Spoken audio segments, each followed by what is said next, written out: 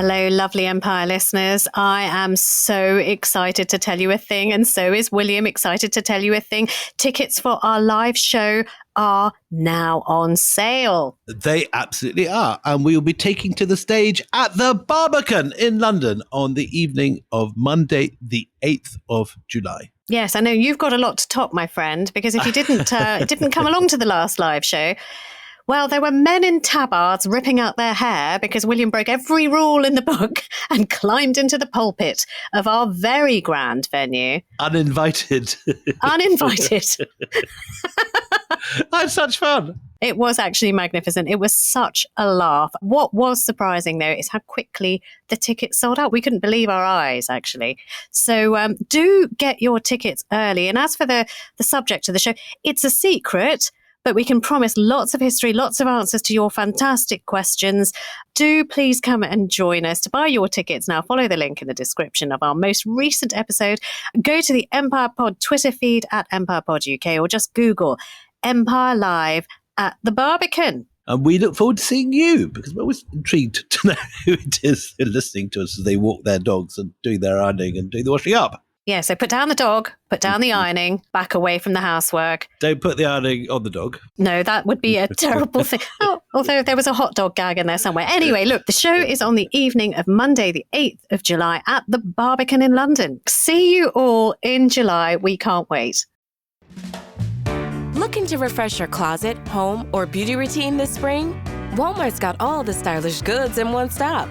From chic new looks and the latest makeup to quality furniture and tableware. Go to walmart.com/nowtrending. That's walmart.com/nowtrending for the hottest fashion, home, and beauty finds. Your style at Walmart.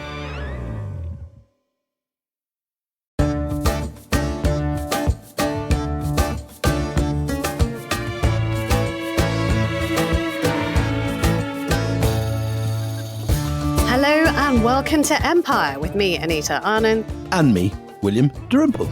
And today I'm delighted to say we are joined by Brian Catlos, author of The Brilliant Kingdoms of Faith, A New History of Islamic Spain, a man who recently, and it's only freshly baked, it really is very new, isn't it, got a Guggenheim Fellowship, which we are all incredibly in awe of and horribly jealous of. Exactly. Very handy things to have. We are small-hearted people, Brian. We were happy for you through gritted teeth. Oh, well, thank you. Thank you very much. It's definitely an honor, and I'm glad to have it. Look, we've got you on. You are exactly the right person to talk to about a woman who is just filled with contradictions. Isabella of Castile, sometimes called Isabel the Catholic, a woman whose life changed Spain forever. She was a uniting force in some respects, but also to many a monster, dripping in blood and gore, because this is the same Isabella, and William, you were really very keen that we talk about this right from the off, that presided over the Inquisition and the misery and expulsion and torture and burning of thousands. I mean, we don't have numbers of Jews and Muslims from Spain. Yeah, our last episode was Nur Jahan, and we were coming from a Mughal India that, particularly in the reign of Akbar, was celebrated for this coming together of different religious traditions. A king who could bring into one room a Catholic, a Sunni, a Shia, a Sufi, a Vaishnav, and a Shaivite Hindu, and make them all talk to each other. Isabella is almost the diametric opposite of that. She's someone that comes with an incredibly mixed cosmopolitan Spain, and she unthreads that woven tapestry, expels the Moors, tortures the conversios, and gets rid of the Jews. And she is a woman who is extremely pious, who believes that her piety and her religious ideas are sent by God, and she is going to purify as well as unite her kingdom. Brian, I loved your book, Kingdoms of Faith, as you know, because I chose it everywhere as my book of the year when it came out. And you create in that book this very complex picture of this extremely mixed European country where Muslims, Jews, and Christians cohabited for hundreds of years. In many ways, is Isabel to you the kind of undoing of that, the person that locks that door that you have thrown open for us? To a certain extent, but I think there's some things we have to consider that, first of all, history is very much in the eyes of the beholder. So when we look at a figure like Isabel the Catholic or really virtually, any historical figure that is sort of on the cusp of these grand changes and transformations, really depending on what perspective you're coming from, you may see them as a monster or as a heroine.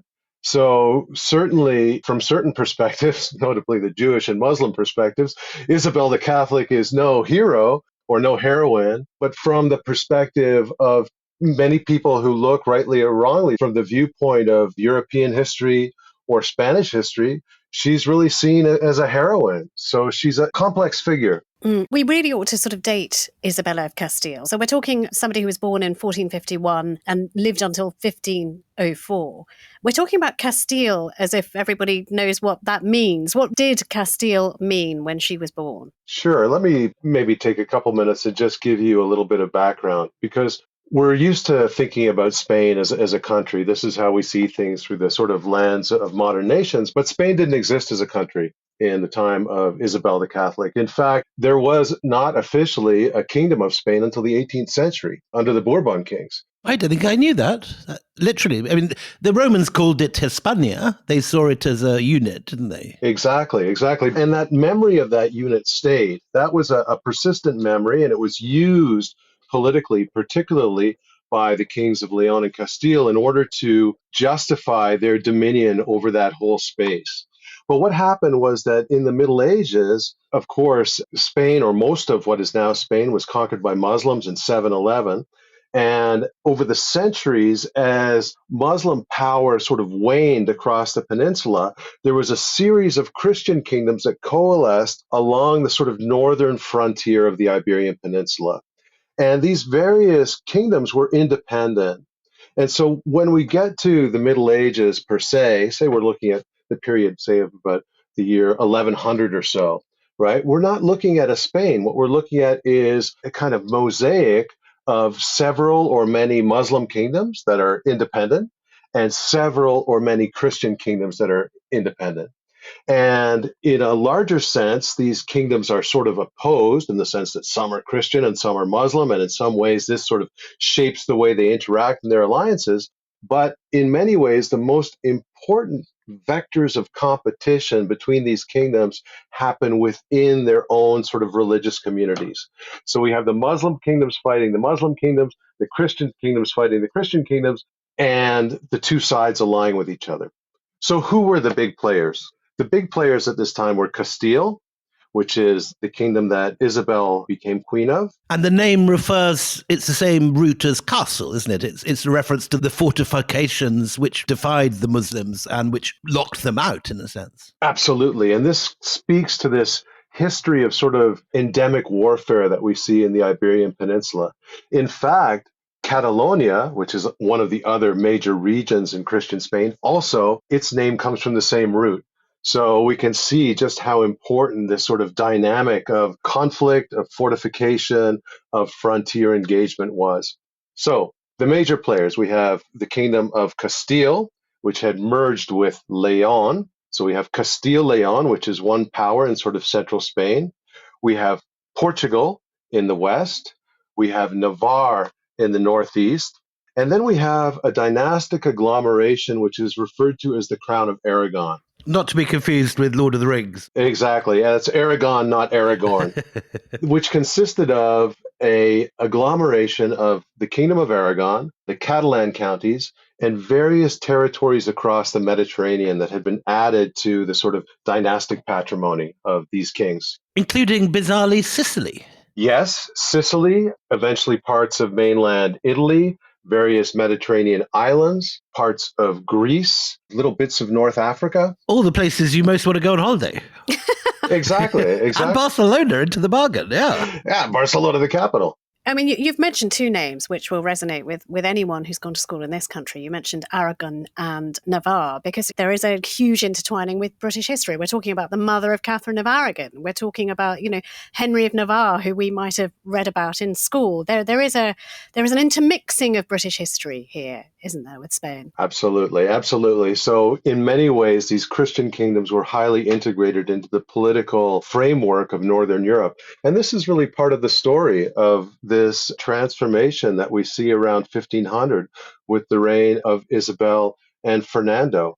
which is essentially that the Northern Europeans end up taking over the Iberian Peninsula in the form of the Habsburgs. Okay, now let's get down to the woman herself. So we know when she was born. Every pen portrait I've read about her, all historians bang on about her beauty.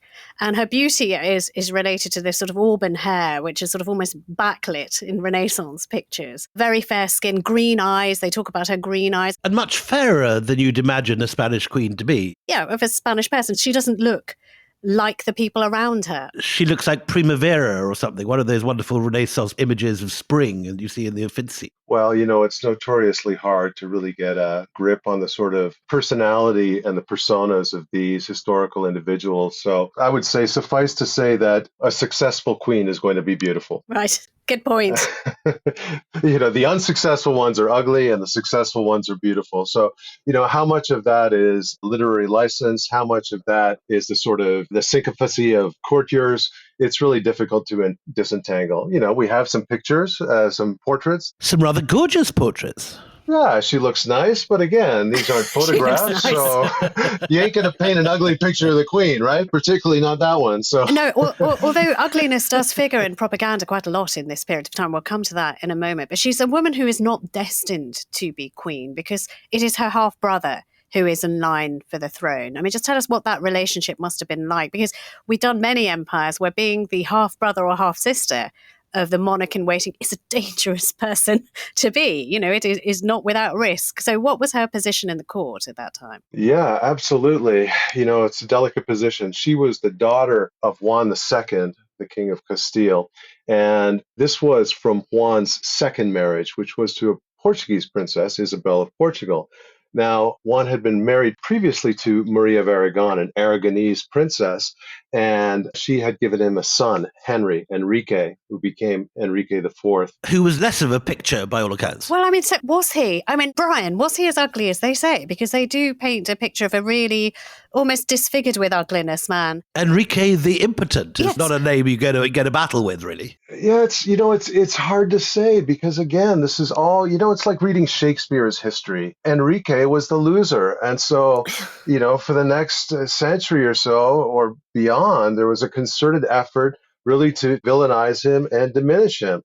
And, this really became key in the story of Isabel because it is, in fact, the whole reason she became queen. Okay, so there's a horrible story. Tell me with Enrique the Impotent. Let me say it for you, because you're a delicate, nice man, and I'm a horrible woman. And so, the story goes that he couldn't do it. He just couldn't. And so it might be one of the first reportages of artificial insemination involving a golden tube. And a team of doctors. Good Lord, use your imagination. But, where has that come from? Is that after and during Isabella's reign, or, from people who supported Isabella more than him? Okay, let me rewind the tape a little bit, okay? So we have Juan II, who's King of Castile. He has his son, Enrique, by his first marriage, and he has two children by his second marriage. He has Isabel. Our heroine. Exactly. Or our anti-heroine. Exactly. And then he has his... Little cute Alfonso. Exactly. His son, Alfonso. So who's older? Isabella's older. Exactly. But Alfonso's a guy and Isabel's a girl, right? So Alfonso has the advantage. But it doesn't matter because the firstborn son is Enrique, right? So Enrique is going to inherit the throne. The problem is Juan, his father, is head over heels with Isabella of Portugal. He's so in love with her that, according to the sort of cartoon historiography, he'll do anything she says. In fact, he ends up at her behest executing his royal favorite and all-powerful aide, Alvaro de Luna. So Juan dies and Enrique comes to the throne. And in Juan's will, he entrusted the care of Isabel and her brother to his widow on the condition that she never marry again. Okay? If she kept that promise, she would be able to keep care of her children. So what happens is that Isabel and her brother, Alfonso, spend their infancy essentially in exile, living with their mother in a castle in a place called Madrigal, which is in central Castile, while Enrique is trying to establish himself in power. And this is no easy thing in Castile. It's not easy being King of Castile, because the whole game as King of Castile is you've got to somehow control the nobility. It's the old story of royalty. The king is trying to establish, or queen is trying to establish themselves as a sort of ruler sui generis above the nobility. And the nobility is always trying to undermine the power of the monarch in order to get more power for themselves. So Enrique is facing a rough ride. Now, Enrique's mission as king, one of the most important missions you can have as king or queen, and we know this from British history, more or less contemporaneous, is to reproduce, right? You have to reproduce. Why? Because reproduction, particularly of a male heir, means stability. It means political stability. A male heir in particular is really important, not because these people were chauvinistic, although for sure they were. Well, they so were. But anyway, Well, yeah. It's because if it's a woman, you will have to marry her to someone. And that husband will come into the kingdom and he will bring with him his own clients, his own nobility, and that will displace the local nobility. So everybody wants an heir. So, like a good prince, Enrique is married, marries Blanche of Navarre, the Queen of Navarre, right? And they're married for several years and no children. Okay, this is where the rumors start. That he can't do it. That he can't do it. And artificial insemination, medieval style, involves a sort of brass cylinder. Gold, my friend, gold for a king. Well, exactly. Plus, gold is antiseptic. Who knows, right? I prefer not to think about it, honestly. So the sort of consensus is, well, that, maybe somehow he's been bewitched. So this isn't necessarily a physical problem with him. It's kind of a particular problem of bewitchment. And because he's also said to be putting it about with other women in the kingdom. Absolutely. Yeah, there are reports that, prostitutes are having no problem with him getting it up kind of thing. So it's all rather hazy. So he marries again. This time he marries a Portuguese princess, Juana of Portugal. You'll notice these royal marriages are happening within the Iberian Peninsula in this period. The royal houses are marrying into each other. What this is, it's a complicated game of marital chess in which they're trying to outmaneuver themselves, not on the battlefield, although that happens occasionally too, although war is best avoided, but rather they're trying to outmaneuver themselves on the marriage bed in order to engineer the sort of biological absorption of their rival kingdoms. And just to clarify, our heroine, Isabel the Catholic, is out of all this for most of her childhood. She's with her mother. I mean, the promise that was made was she and Alfonso could grow up with their mum. And she's having a good education. She is well-read, intellectual, proficient in Latin, all that sort of stuff. Or is that also later legend? No, I think she's being educated, but she's really out of the main court until the age of 11.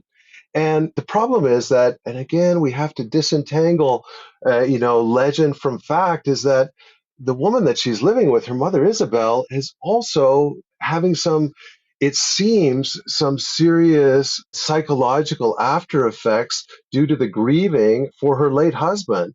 She was very much in love with him. How did they manifest these psychological? Well, odd behavior, extreme grieving, so on and so forth. And I'm going to give a plug now for a wonderful book. It happens to be written by my wife, called The Politics of Emotion, Love, Grief, and Madness in Medieval and Early Modern Iberia. Her name is Nuria Sierras Fernandez, and that's where I got everything here. So if there's anything wrong that I say, blame her, not me. I didn't say that. So, Isabel's kind of on ice.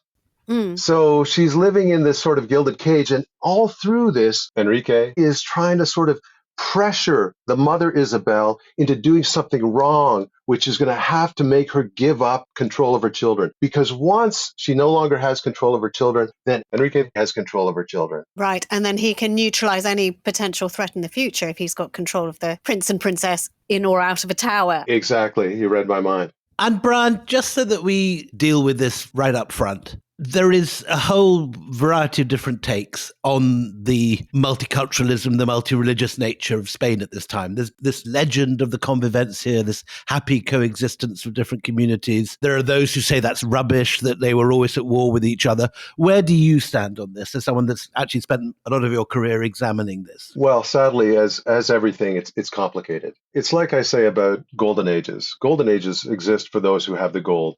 So certainly we had across the Iberian Peninsula at this time, we had Christians, Muslims, and Jews, which were living in some ways in sort of self-contained communities. But there was a lot of interaction and overlap, and it really makes it difficult to generalize about these things. So you could say, yes, in some sense, Christians, Muslims, and Jews were hostile. They were opposed to each other. But in other senses, they engaged in long and durable relationships of mutual benefit right across the social spectrum. You can see this most clearly with the nobility. I mean, you could think of Muslims fighting Christians, but you show me any battle that happened in the Iberian Peninsula in the 13th, 14th, and 15th century between Muslims and Christians, and you'll find Muslim and Christian soldiers on both sides of that battlefield. That's interesting. Interesting. That's interesting. Yeah. So it's more for stakes and how. You said golden age, which takes me back to the golden tube. We've kind of left that slightly hanging. You got to let go of the tube, Anita. No. I'm letting go. I'm letting go because also he let go because his wife does become pregnant. I mean, the golden tube thing didn't work. Yes. But then there's a question mark. Is it his kid? I mean, does that start right from the beginning? Daughter, son, what happens after the non-insemination? Well, again, very, very complicated. So I mentioned how Isabella of Portugal, Isabel the Catholic's mother, and you're going to have to bear with me because everybody has the same name. Everyone's called Isabel. It's like everyone's called Elizabeth here. It's fine. Yeah. Exactly. So I had mentioned that Isabel of Portugal is said to have engineered the execution of the royal favorite Alvaro de Luna. So when Henry IV was looking for a favorite becomes a really important person at the Castilian court. A favorite is kind of, as you guys know from English history, sort of the right-hand man of the king, right? A trusted counselor, helper, so on and so forth, sometimes something more. So Enrique looks around, and who's he going to make his favorite? Well, it's tricky, because if he picks one of the members of the leading noble houses, all of the other noble houses are going to be ticked off at him, right? And this is going to precipitate a struggle within the nobility, which he wants to avoid. So he picks a sort of low-level courtier whose name is Beltran de la Cueva, and he makes him his royal favorite, showers all sorts of privilege on him, so on and so forth. Great, you would think, except that all of the upper nobility hate Beltran because they see him as a parvenu. So rumors start circulating, and the rumor that circulates most consistently is that Enrique is impotent, and therefore the daughter that his queen, Joan of Portugal, gives birth to was actually the daughter of Beltran de la Cueva. So she's known as Juana la Beltraneja, the daughter of Beltran.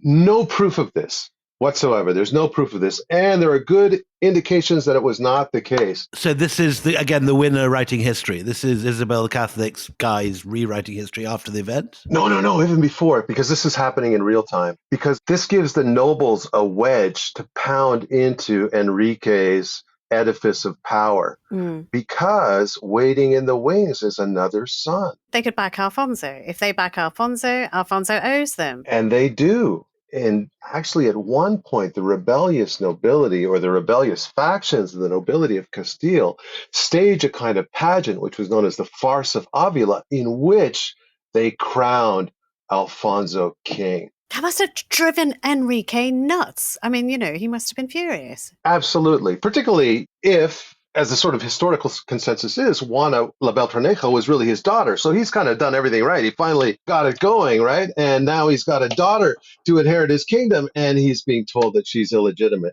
And he's got these two half siblings waiting in the wings. And so this basically leads to a massive civil war in Castile. Okay, but just before that, I mean, does Enrique, I'm just thinking about ticked off Enrique, he's finally created an heir, and everyone is saying that it's not his, and that's hurtful on a very human level, and it's dangerous on a statecraft level. Is that when he decides, okay, then I'm going to take these two kids that were promised to stay with their mother, who is, driven mad by grief, or probably not a great mother in that situation. But is that the point where he says, right, I'm taking them away? Is that what happens? It's all part of that process. He realizes that as they're coming of age, he's got to take control of them. But they're only little. I mean, she was 10 and Alfonso was, 8? I mean, they're only little when they're taken away from their mother. Well, they're old enough to be dangerous. We have to keep in mind that, if we look at the history of royalty across Europe, but in Spain in particular, we're talking basically of a collection of psychopaths, even dangerous as children. Jaume I, one of the greatest kings of the Crown of Aragon, came to power when he was 13. He took control of his own realm and went to war against his nobility and won. So don't underestimate these royal children. And Enrique was certainly not going to underestimate anyone. How old's your eldest, Anita? Well, I mean, he's 14. And honestly, I think stroppy teenagers surging with hormones, I can see it happening. So, okay, so you've got Isabella, young Isabella, now taken away from her mother with her little brother Alfonso, presumably clinging to her skirts. Where does Enrique put them out of the way and out of trouble? He takes them to court because he wants to have a closer eye on them. And basically, he is trying to maintain control of them while the nobility are trying to kind of hijack them as potential figureheads, particularly Alfonso, as potential figureheads for a rebellion. The problem comes when Alfonso dies, because that leaves only Isabel.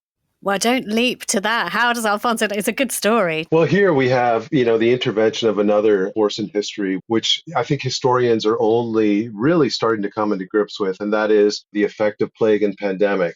Since 1350, more or less, the Black Death had been recurring across the Iberian Peninsula and Europe. And the Black Death is interesting because, unlike warfare, unlike political violence, disease does not distinguish among members of social class or condition.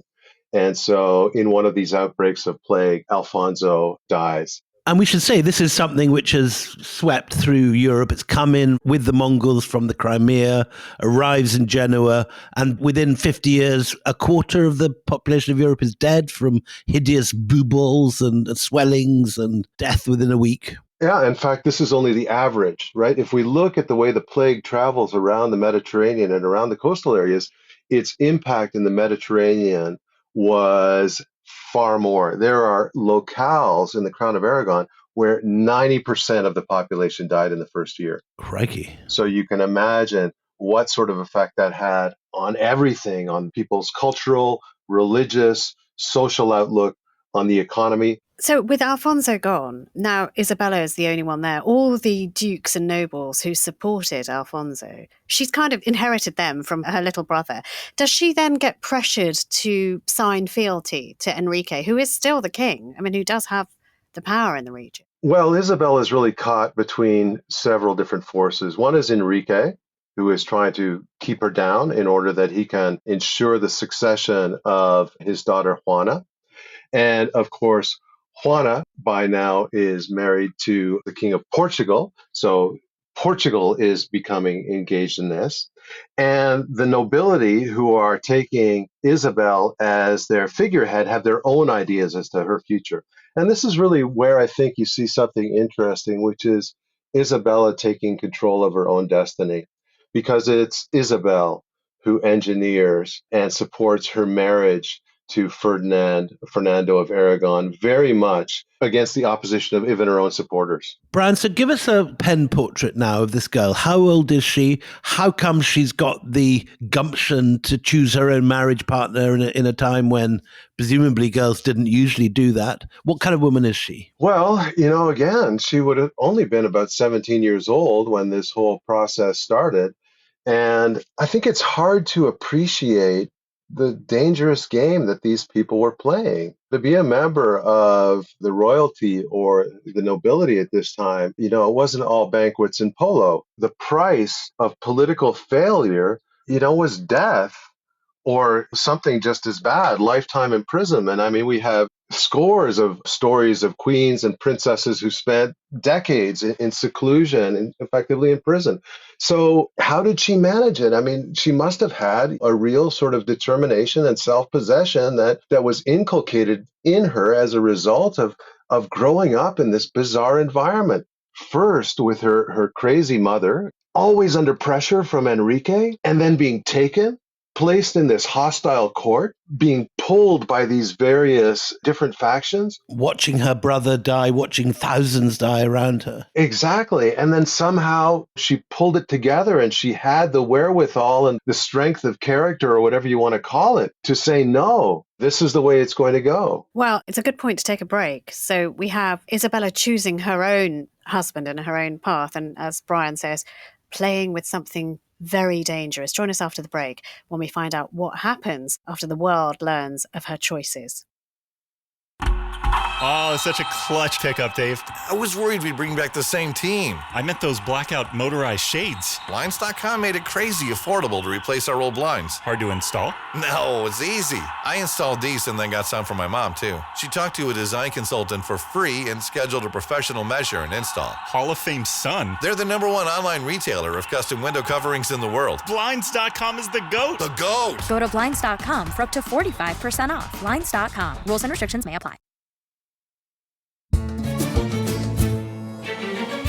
Welcome back, Brian. So I don't want to pick a fight because I think we're probably on the road to being good friends, but you keep saying Isabel and I keep saying Isabella. Shall we call the whole thing off? What's going on here? What is the right way? Yeah, you say tomato, I say potato. So there's an English version and a Spanish version. This is basically it. So in the English language version of her name is Isabella. Isabella of Castile, we say. Isabella of Castile or Ferdinand of Aragon. But in Spain, they say Isabel and Fernando. And that's basically the difference. And they call her Isabel the Catholic is the additional thing, you know. La Católica. Exactly. Isabel la Católica. So it's not Isabella. I don't know where the la comes from. The English added it. Sounds great. But there you go. So every one of these countries, Portugal, Aragon, Catalonia, and Castile, have their own versions of these names. So it becomes immensely confusing. One question that just straight up, I mean, presumably this is a point when everyone in Spain is Catholic, so why is she the Catholic? It's like calling you Brian the American. I mean, No. Well, she's uber Catholic. She's super Catholic. Exactly. It's not a mere descriptor. It's not like there were any other options for her, right?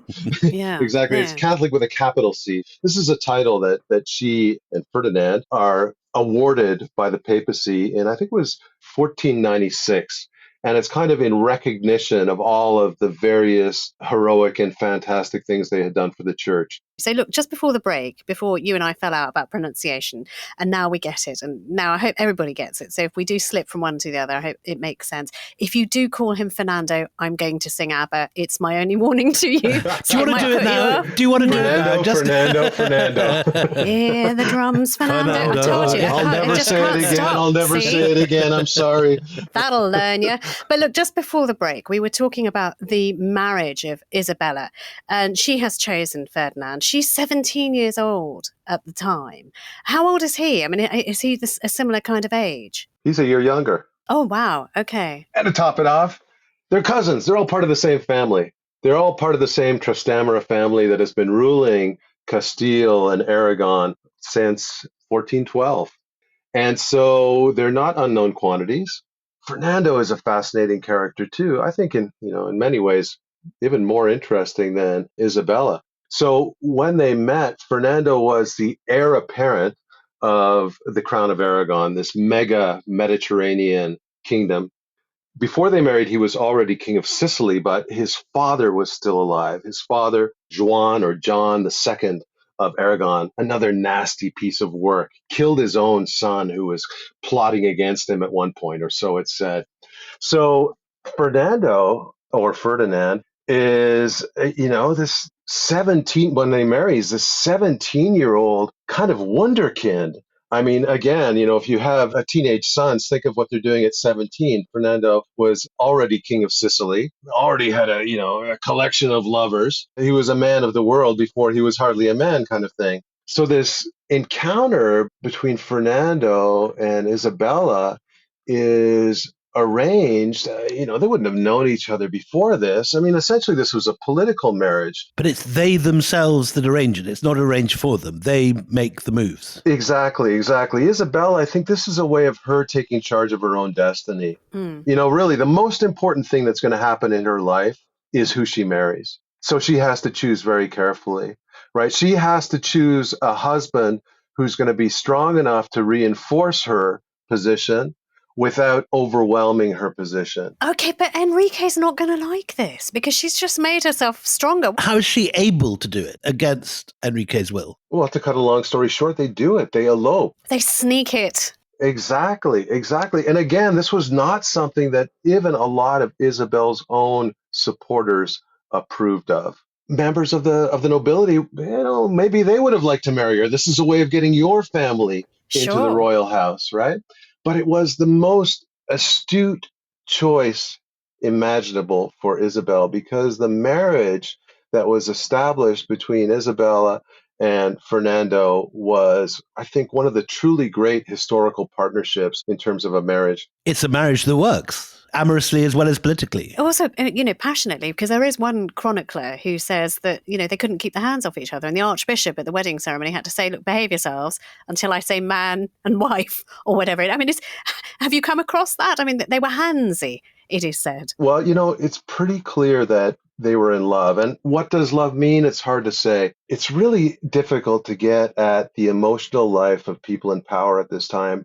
For one thing, the way that they communicated with each other, aside from, when they communicated in person, which we're not privy to, was through letters. And we have to remember that when royal people communicated in letters, unless these were secret letters written in their own hand, which usually don't get preserved, these were public documents.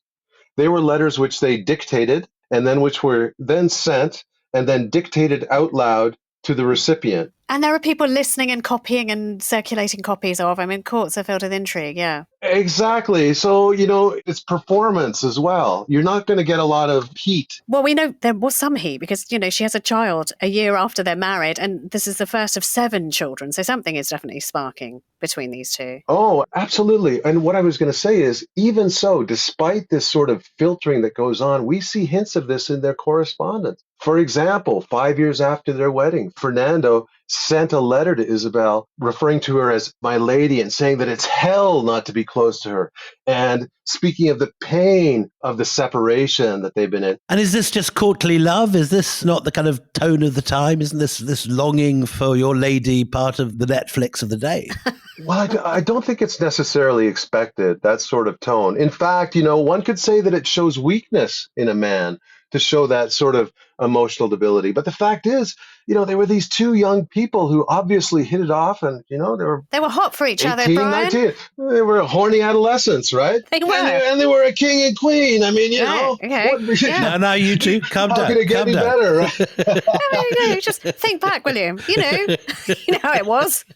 Once they were married, it's not like they moved into a semi in the suburbs, right? Isabel was off doing her thing. Fernando was off doing his thing. They hardly saw each other. So if they had a string of children, it meant that every time they saw each other, they were taking advantage of that. Okay. So obviously there was something there. And Brian, you've got a really instructive letter, a love letter between the two. Will you read it to us? Yeah, well, this is an example of the kind of stuff that Fernando was writing to Isabella, particularly early on in their relationship when things were still fresh and they had been forced to spend so much time apart. So here's just an example of how he was really putting himself on the page. He writes to her in 1475, I cannot sleep. So many are the couriers who arrive without letters from you, not of any lack of paper or because you do not know how to write, but because of lack of love and out of pride. So he's frustrated. He's laying on the guilt. God knows how it weighs on me not to see your ladyship in the morning, such that I swear on your life and on mine that I've never loved so much. And I close with my desire to serve your ladyship more than ever. Oh, that's gorgeous. But but given all that, though, what's Ferdinand doing? He's off having a great time. He's partying with prostitutes. He's having illegitimate children by the busload. I think, if you want to understand Fernando and Isabella, maybe there's a little bit of a Bill and Hillary dynamic here. Clearly, they're in love. She is a powerful, self-possessed woman. Yeah. And he is she this doesn't wear trouser suits. Exactly. Yeah, that was no pantsuits in the 16th century, thank God. So it's this sort of chemistry between them. And, there's a lot of tension. I was just again going to say, where is Enrique while all of this love is blossoming? Because he must be grinding an axe somewhere. Are we looking at a Spain that is about to go into civil war again? Even, it was saved from it when Alfonso died. But now it's back there on the brink. Absolutely. This is the situation that things are lining up. Once Isabella has married Fernando, the stage is set for the contest between Enrique and his daughter, Juana La Beltraneja, and Fernando and Isabella and their allies. So, Brian, what you're saying is that we're back to the brink of civil war. But then Enrique does pretty easy, simple thing, doesn't he, William? What does he do? He does. He goes hunting and his health is in decline. But rather surprisingly, he drops down and dies, which is, of course, provokes the accusation that he's been poisoned. And even he seems to be surprised by his own demands. He calls his doctors and he says to them, "Can't your combined knowledge give me 2 more hours?" And they all say, "No, sorry." And he dies half an hour later. So does that clear the pitch completely for Isabella and Fernando? Is that it? They can walk in? Yes and no. In fact, Enrique's last years must have been tough. He was forced, essentially, as a consequence of the Civil War, to disavow his own daughter before he died and acknowledge Isabel as the heir to the crown. So when he died, this was Isabel's chance. And she takes it. She takes it. Now, the only thing is that Juana La Beltraneja, the daughter, and her husband, the King of Portugal, are not going to take this lying down. And so this immediately provokes a new war, this time a war between Portugal and Castile. And just clarify why, because not only is she not the male heir or the legitimate heir, she's a totally unexpected outsider, and she's come to power partly through a coup, effectively, through her own strong will, through the marriage that she has forced through. Already at this stage in her career, she's already showing extraordinary determination, pre-planning, and ruthlessness. Also, she knows symbolism. So when Enrique dies, Brian, I was completely fascinated with this parade that she enacts, where somebody walks in front of her or behind her, maybe you'll be able to explain, but with a sword upside down, showing that I am justice and I will slice you if you try and take this from me. Well, this is a delicate time to be a female ruler. Many European kingdoms actually prohibited the accession of women to the throne. So in many places, Isabella would have been passed up for the mere fact that she was a woman. But Castile had a long tradition of women serving as rulers and inheriting royal title. So this gave Isabella, as well as her half-sister Juana, an opening. Now, again, we just have to remember when we talk about Isabella as queen and what she's doing, we have to remember that however much of it was her, so much of it was the noble infrastructure that she had behind her, the people that were behind the scenes that were making this happen. And now the stick that she had, which was the stick of Ferdinand of Aragon, right? A woman on her own was seen as weak. But this was still an age where kings were expected to take the field, sword in hand, and fight. And Fernando was someone who had already distinguished himself in that way. And there was no doubt that he was there for business. Fernando was, Machiavelli held him up as the ideal prince. And Machiavelli also points out that she, even by the standards of the time, is remarkable for what he calls her pious cruelty. Absolutely. This sort of determination and sang-froid, which, again, this depends on your perspective. You can see it as a gift and something which is a positive force for history, or you can see it as something which is evil and destructive. Now, Brian, we've talked a lot about Spain and Castile and Aragon, but we haven't mentioned so much about Portugal. So could you just paint us a little pen portrait of Portugal at this point? Already we have Portuguese expeditions sailing down the coast of Africa. Lisbon is a considerable city, a metropolis. And so when Portugal declares war on you, this is no joke. Yeah, so Portugal, the origin of Portugal was it was a break-off kingdom of Castile and Leon, right, as a consequence of one of these kind of dynastic fracturings. And Portugal was sort of hemmed in on the Iberian Peninsula by Castile and very deliberately sort of pushed away from conquering a lot of the rich Muslim territory that ended up making Castile so wealthy and powerful. So in a way, it was kind of small potatoes. And the rulers of Castile always saw Portugal as sort of theirs. And so there was this concerted effort to bring Portugal back under the control of the Castilian crown. And that was done chiefly through marriage. So as I said, Juan II, Isabel the Catholic's father, married a Portuguese princess. There was this constant intermarrying between the houses of Castile and Portugal. So the two kingdoms were sort of linked but antagonistic. And it was, as you say, just towards the end of the 15th century that Portugal starts to blossom. This is when the sort of age of navigation starts to open, the age of discovery. And, as happens sometimes, what is a tiny marginal country, you might think of England, suddenly is in a position to become a global empire just because of these sort of geographical accidents. And again, like England, through the use of naval power and exploration and conquest. But despite all of that flexing that Portugal can do, there can be only one winner.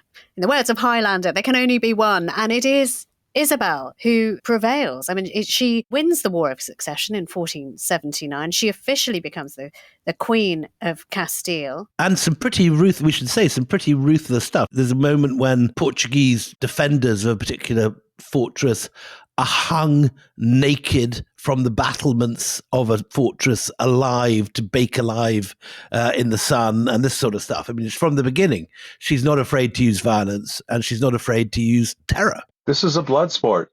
People are playing for keeps. I mean, it's a horrible place to leave it, but it's a sensible place to leave it because you've got a taste of what life under Isabella is going to be like. So we're going to carry on and we're going to talk about in the next episode with wonderful Brian about the Inquisition and how terror becomes an instrument of state. If you want to listen to that next episode right here, right now, members of the Empire Club can get that episode right now. And if you want to sign up, you can do so, www.empirepoduk.com. But till the next time we meet, Brian, thank you very much. It is goodbye from me, Anita Anand. And goodbye from me, William Dalrymple.